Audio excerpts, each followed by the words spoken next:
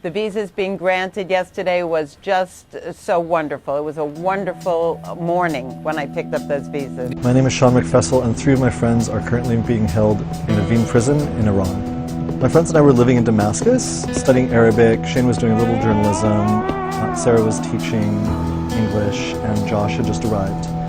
And Sarah had a week off work, and we decided that Iraqi Kurdistan would be a good place to visit. My friends were very anxious to go hiking and get out into nature. We'd all been in these sort of smoggy big cities for weeks on end, and we just wanted to break.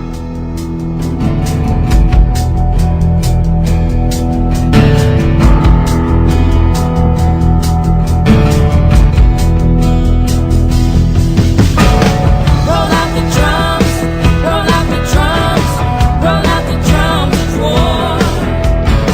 Roll out, roll out, roll out the drums, roll out the drums of war. I don't know the total number of Iraqi refugees, but it's in the millions. And you know, here in Syria, it's just, people are just in limbo, you know. Iraqis are doing the best they can to get, you know, through each day. They have no stability, and they're just hoping for resettlement, because really it's the only way out of this situation. Time comes when everything you ever thought you knew comes crashing down and flames rise up in front of you. This is Shane Bauer. It's David Martinez. Well, we spent about 5 weeks with SLA. We became curious about what's happening there, and I went to see what was going on in 2006 and saw that there were a lot of pieces missing from the discussion of what's happening there. The Sudan Liberation Army are a group of people from Darfur that rose up against the Sudanese government in 2003, demanding equal distribution of wealth, which meant development in Darfur. There's no roads in Darfur, very little schools, clinics, there's no electricity, no clean water. So they're demanding these basic services that existed in the center of Sudan. So these guys that we were hanging out with in this SLA battalion said, we know where there's this hole where we can actually swim. There's all these kind of aspects about being with these guys. It's not like you're with these kind of war-crazed people. It's just these regular guys that sit around and play cards and go swimming when it's hot. Even before the peace is lost, who are the prophets for? Who are they? I would like to introduce Josh Fatal as my main contact with Aprovecho, who has been coming here for all the work parties. We only cook on wood at Aprovecho, but we recently, last year we built our pizza oven.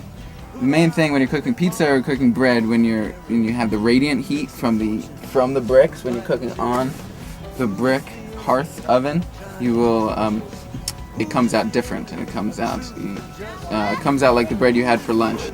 Of peace and freedom, where are the courts now when we need them? Why is impeachment not on the table?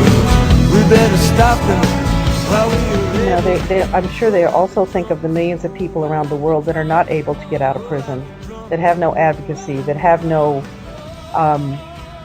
one on the outside, you know, with money or time or a voice to defend them or help them.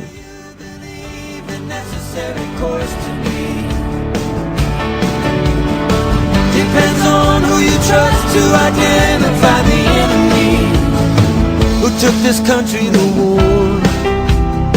Long before the peace was lost, who are the prophets for?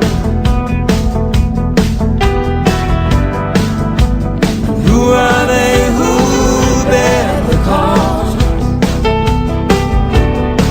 Who lay down their lives?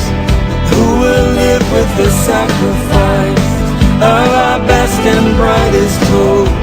The flower of our youth, of freedom and the truth.